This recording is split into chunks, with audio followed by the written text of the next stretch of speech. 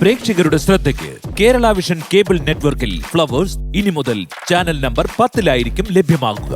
പ്രേക്ഷകർ സദയം സഹകരിച്ചാലും. നന്ദു പറയായിരുന്നു ഗിരീഷേട്ടൻ അമ്മ തന്നെയെന്ന്. ഞാനൊന്ന് അടുക്കളയിലേക്ക് ചെല്ലട്ടെ. ഓ പിന്നെന്താ, ചെന്നോളൂ. പറ എന്താ പതിവില്ലാതെ ഈ വഴിക്കൊക്കെ? അങ്ങനെ ചോദിച്ചാ വെറുതെ വന്നതല്ല. അപ്പൊ എന്തോ കാര്യമുണ്ട്.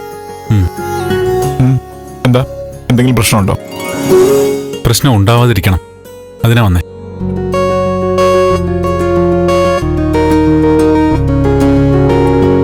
പ്രശ്നങ്ങളില്ലാത്ത ജീവിതങ്ങളുണ്ടോ മോളെ? അത് പരിഹരിക്കാൻ ശ്രമം നടത്താതിരിക്കുമ്പോഴാ പരാജയപ്പെട്ടു പോകുന്നത്. പ്രതീക്ഷയല്ലേ അമ്മേ ജീവിതം. ഇന്നല്ലെങ്കിൽ നാളെ എല്ലാം ശരിയാവുമെന്ന് ആശിച്ചു മുന്നോട്ട് പോവുക. നിങ്ങളുടെ കഥകളൊക്കെ എനിക്കറിയാം. മോളൊരു പാവമാണെന്ന് അവൻ എപ്പോഴും പറയും. എന്നെക്കാൾ പാവം ഒരാള് അവിടെയുണ്ട്. അറിയാം, രജനിയെക്കുറിച്ചല്ലേ പറയുന്നത്. അത്രയും പാവം ആവാൻ പാടില്ല പെൺകുട്ടികള്.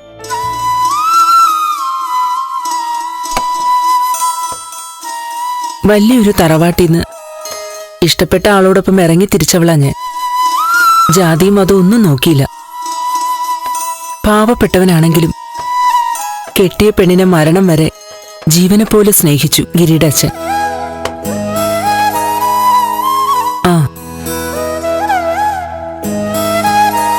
രജനിമോളിപ്പോ ഡിവോഴ്സായി നിൽക്കുവാണല്ലേ?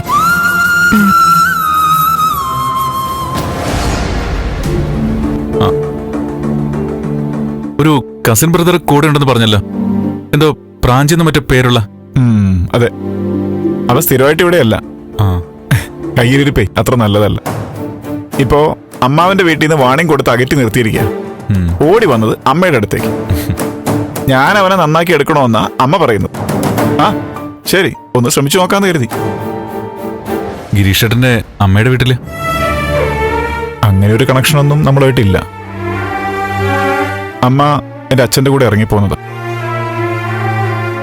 താഴ്ന്ന ജാതിക്കാരായതുകൊണ്ട് റേഷൻ കാർഡിൽ നിന്ന് അമ്മയുടെ പേരങ്ങ് വെട്ടി.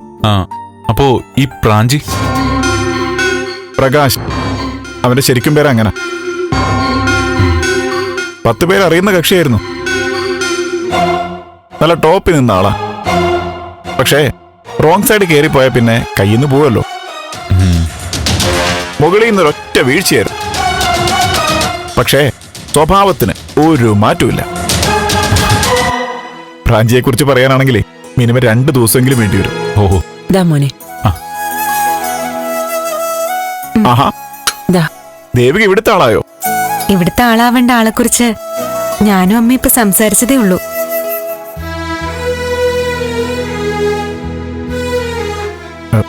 ദേവിക ഇരിക്കും. ചായ വേണ്ടേ? സാരമില്ല.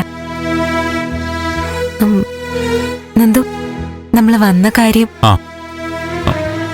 ഗിരീഷേട്ടാ, രജനിച്ചിട്ട കാര്യം ഔപചാരികമായിട്ടൊന്ന് സംസാരിക്കാനാ ഞാൻ ദേവി വന്നേ. രണ്ടുപേരുടെ മനസ്സിന്റെ അടുപ്പം എല്ലാവർക്കും അറിയാം. ചില പ്രത്യേക സാഹചര്യങ്ങൾ കാരണം അന്ന് വിവാഹം നടന്നില്ല.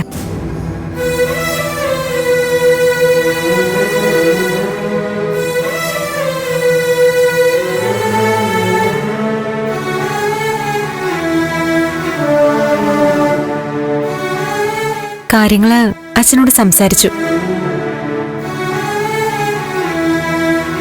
അച്ഛൻ വളരെ സന്തോഷത്തിലാ. രജനി എന്തു പറഞ്ഞു? രജനി ചേച്ചി ഇനി പ്രത്യേകിച്ച് പറയണോ ഗിരീഷേട്ടാ?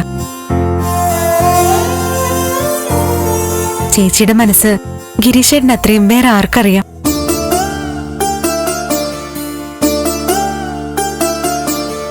ചേച്ചി മറ്റൊരു കാര്യം പറഞ്ഞു. എന്താ? രജനി ചേച്ചിക്ക് ഇതിപ്പോ 2ാം വിവാഹോ. ഇവിടെ വീട്ടില് അമ്മയ്ക്കൊക്കെ അംഗീകരിക്കാൻ പറ്റുമെന്നൊരു സംശയം. ഷെടാ, കെട്ടുന്നത് അവര് തമ്മിൽ. അഭിപ്രായം പറയേണ്ടതും അവര്. അതിന്റെ ഇടയിൽ അമ്മയെ പിടിച്ചിടുന്ന എന്തിനാ?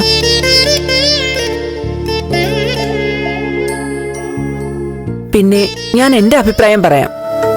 പറയട്ടെ ഗിരി? അമ്മ പറയ്. ജീവിതമല്ലേ, ഇങ്ങനെയൊക്കെ സംഭവിക്കും. അതൊരു കുറ്റമൊന്നുമല്ല.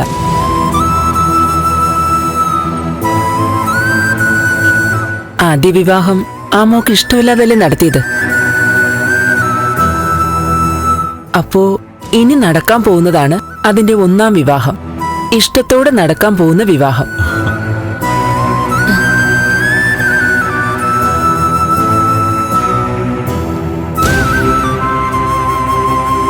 കല്യാണച്ചെറുക്കൻ എന്താ ആലോചിക്കുന്നത്? നിന്റെ അഭിപ്രായം പറ.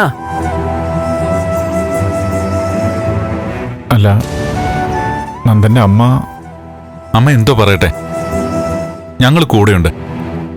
നിങ്ങൾക്ക് രണ്ടുപേർക്ക് ഇഷ്ടമാണ്.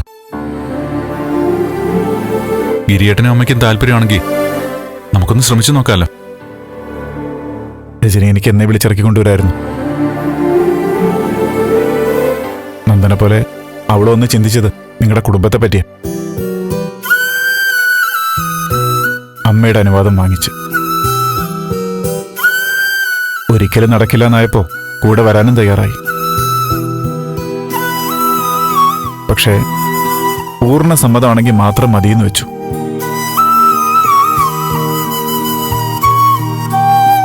കാലങ്ങൾ കടന്നുപോയി. രജനിക്ക് വേണ്ടിയിട്ടാണ് ഞാൻ കാത്തിരിക്കുന്നത്.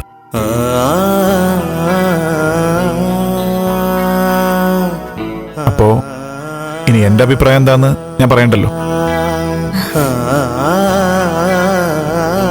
ഞങ്ങൾക്ക് സന്തോഷമായി ഗിരീഷേട്ടാ. അപ്പോ കാര്യങ്ങളായിട്ട് മുന്നോട്ട് പോവാം. അല്ല, സ്ത്രീധനക്കാര്യൊന്നും പറഞ്ഞില്ല. എത്രയാ വേണ്ടെന്ന് വെച്ചാ പറഞ്ഞോ അമ്മേ. ചന്ദ്രോത്തുള്ളവർക്ക് കോടികളുടെ കച്ചവടമായിരിക്കുമല്ലോ വിവാഹം. എത്ര കോടി വെച്ചളന്നാലും അതിനേക്കാൾ വിലയുണ്ടാവും രജനീച്ചിക്ക്. ഇത് പണ്ട് ഗിരി പറഞ്ഞതുപോലെ ഉണ്ടല്ലോ, കോടികളെക്കാളും രജനിമോളെക്കാളും എനിക്കെന്റെ മോന്റെ ഇഷ്ടമാ പ്രധാനം. സത്യം പറഞ്ഞ എനിക്കെന്റെ മനസ്സങ്ങ് നിറഞ്ഞു.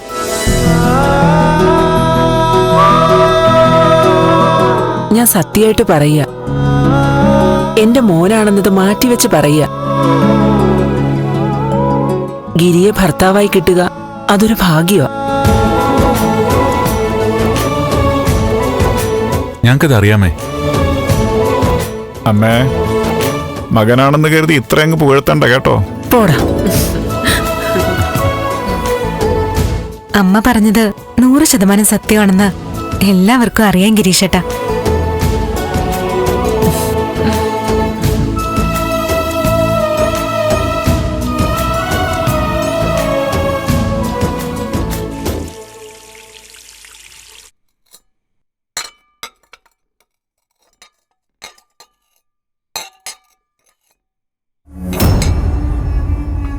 രജനി,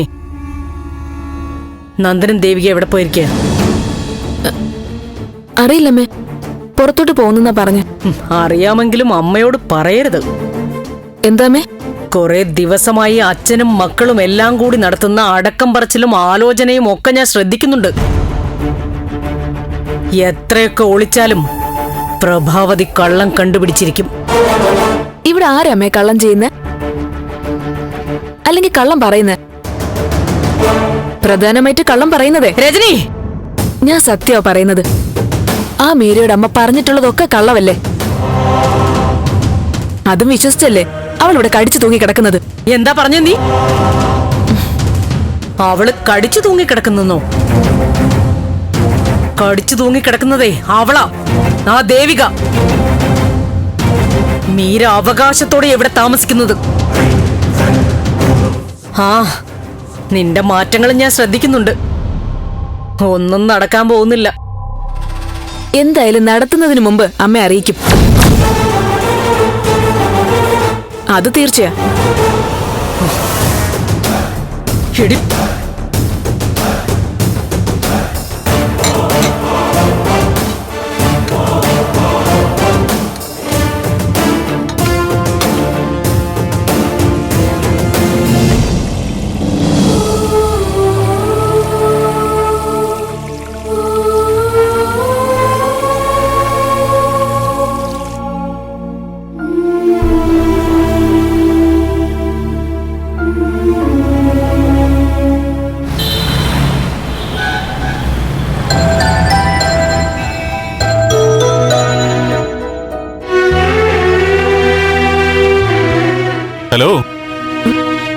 എന്താ ആലോചിച്ചിരിക്കുന്നത്? അല്ല, ഞാനേ രണ്ടമ്മമാരുടെ സ്വഭാവത്തിലെ വ്യത്യാസങ്ങൾ ആലോചിക്കാം. ഒന്ന് പ്രഭാൻറ്റി, നന്ദന്റെ അമ്മ. മറ്റേത് ഗിരീഷേട്ടന്റെ അമ്മ. ഗിരീഷേട്ടന്റെ അമ്മ എത്ര പോസിറ്റീവ് അല്ലേ?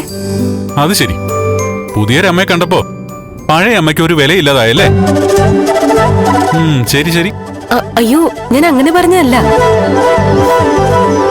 ഒരു പെൺകുട്ടിക്ക് അവളുടെ ഭർത്താവിനെ പോലെ തന്നെ പ്രധാനമാ ഭർത്താവിന്റെ വീടും.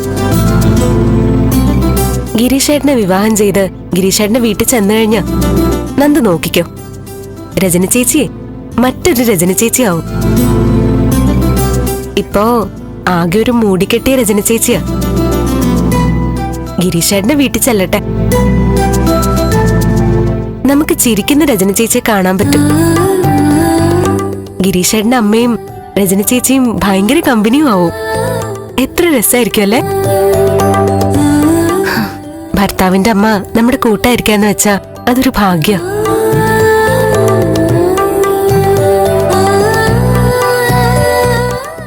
നന്ദു, നമ്മുടെ കാര്യങ്ങളെ കലങ്ങി തെളിഞ്ഞു വരാൻ സമയമെടുത്താലും രജനി ചേച്ചിയുടെ വിവാഹം ഉടനെ തന്നെ നടത്തണം. നീ പറഞ്ഞ അതേ കാര്യങ്ങൾ തന്നെയാ ഞാനും ആലോചിക്കുന്നത്. വലിയ വീടും പണവും പ്രശസ്തിയും ഒന്നുമല്ല ലളിത ജീവിതം നമുക്ക് സമാധാനം തരുന്നത്. രജനേച്ചിക്ക് സമാധാനം സന്തോഷമുള്ള ഒരു ജീവിതം കിട്ടും ഗിരീഷേട്ടന്റെ വീട്ടില്. അമ്മേനെ എത്രയൊക്കെ എതിർത്താലും അവരുടെ വിവാഹം നമ്മൾ ഉടനെ നടത്തും. ചന്ദ്രോത്ത് വീട് രജനേച്ചിയെ സംബന്ധിച്ച് ഒരു ജയിലാ. ആ ജയിലിൽ നിന്ന് നമുക്ക് ചേച്ചി എത്രയും പെട്ടെന്ന് രക്ഷപ്പെടുത്തണം. എന്നിട്ട് നമുക്കും രക്ഷപ്പെടണം.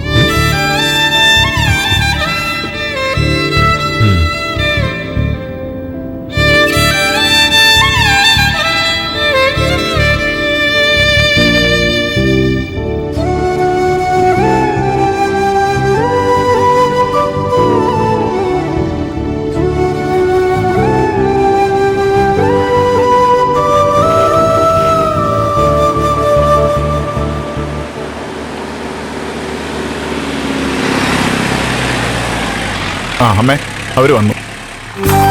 ഞാനേ ഇത്തിരി ലേറ്റ് ആയിട്ട് വരുവേ. രാത്രിയാവോ മോനെ? 30 കിലോമീറ്റർ യാത്രയാണെന്നാ പറഞ്ഞു. പിന്നെ മീറ്റിംഗ് കഴിഞ്ഞിട്ട് വേണ്ടേ? ഞാൻ വിളിച്ചോളാം. ആ പിന്നെ പ്രാഞ്ചി വരുമ്പോ പറഞ്ഞേക്കണം.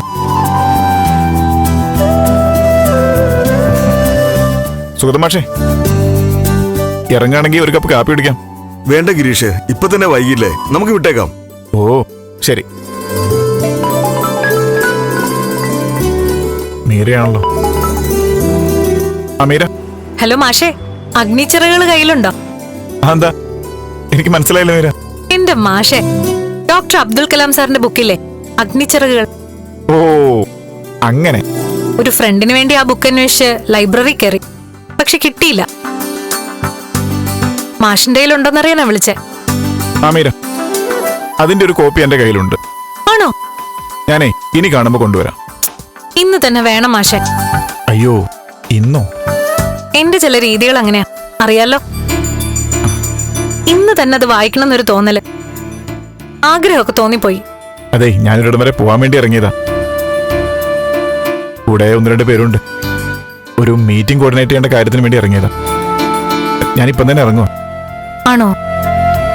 1-2 കാര്യങ്ങളുണ്ട്, ഞാൻ നോക്കട്ടെ വീട്ടിലേക്ക് വരാൻ പറ്റുമോന്ന്. Okay okay, Meera സമാധാനിക്കേ.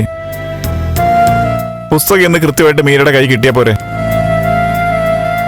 ഞാൻ ഏർപ്പാട് ചെയ്യാം. ഓക്കെ ഓക്കെ, മാഷ് പറഞ്ഞ പിന്നെ അതിനപ്പുറം ഇല്ല.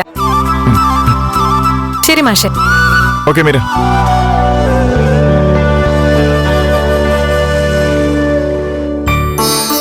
മാഷെ, ഒരു മിനിറ്റ്, ഞാൻ ഇപ്പൊ വരാം. ഓ ശരി. എന്താടാ മോനെ? അമ്മ മീരയെ വിളിച്ചത്, അവക്കൊരു ബുക്ക് വേണമെന്ന്. ഞാൻ എടുത്തിട്ട് വരാം.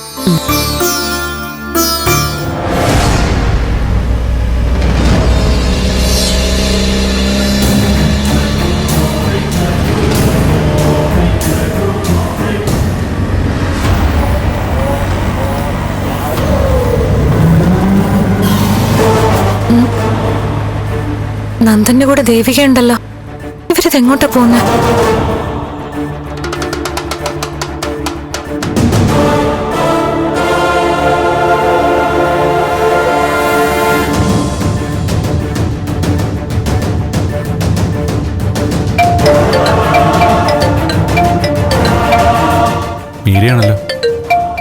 സംസാരിക്കേ.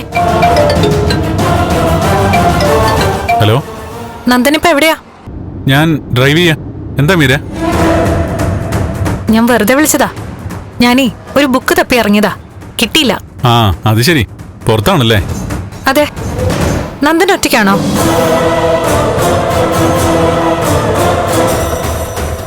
അല്ല, ഒരാൾ കൂടിയുണ്ട്. ആ, അത് ശരി. ഞാൻ കരുതി ഒറ്റയ്ക്കാവുന്ന്. അങ്ങനെയാണെങ്കിൽ കാറിലോട്ട് വിളിച്ച് ഞാനും കൂടെ വരാന്ന് കരുതി. അതിരിക്കട്ടെ, ആരാ കൂടെയുള്ളത്?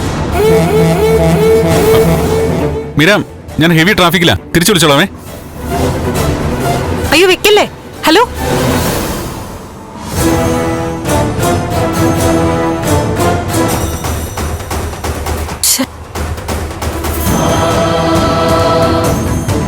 അതെന്താ നന്ദൻ അങ്ങനെ പറഞ്ഞ? ദേവികയും കൂടെ ഉണ്ടെന്ന് പറഞ്ഞുകൂടായിരുന്നോ? എന്തോ മറയ്ക്കും പോലെയൊക്കെ സംസാരിച്ചേ. ആ, പോട്ടെ.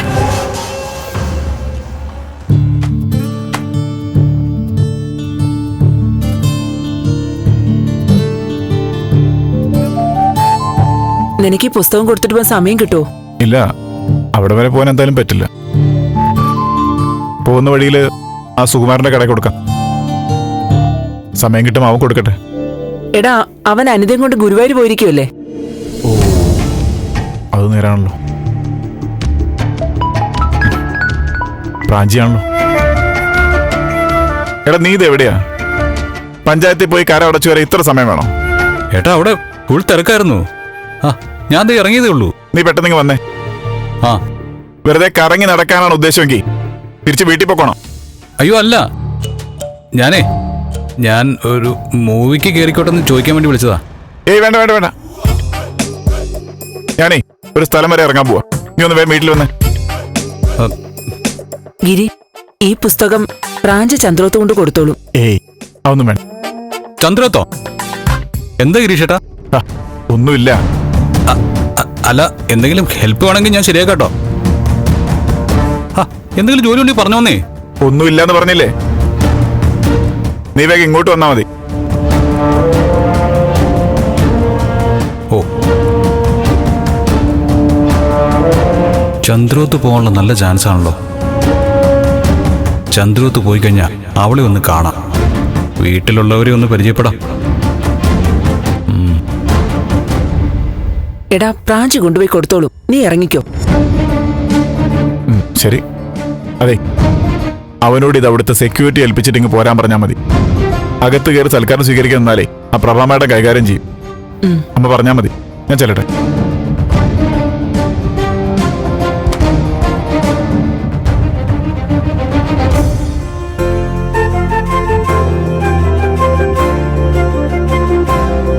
അപ്പൊ അവിടെ ആർക്കും ഒരു എതിരഭിപ്രായമില്ല? ഇല്ല ചാ, നമ്മളായിട്ട് കാര്യങ്ങൾ നീക്കിയാൽ മതി. അങ്ങനെ രജനി ചേച്ചിയുടെയും ഗിരീഷേട്ടന്റെയും കല്യാണകാര്യത്തിന്റെ ആദ്യഘട്ടം വിജയകരമായി പൂർത്തിയാക്കി.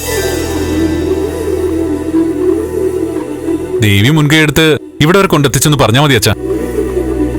മോളാ കൈങ്ങി വന്നേ. എന്താ അച്ഛാ? താ, എന്റെ രജനി മോളുടെ നല്ല ജീവിതത്തിനു വേണ്ടി നീ കാണിക്കുന്ന ഉത്സാഹത്തിനും ആത്മാർത്ഥതയ്ക്കും ഒരു ഷേക്ക് ഹാൻഡ് തരാനാ.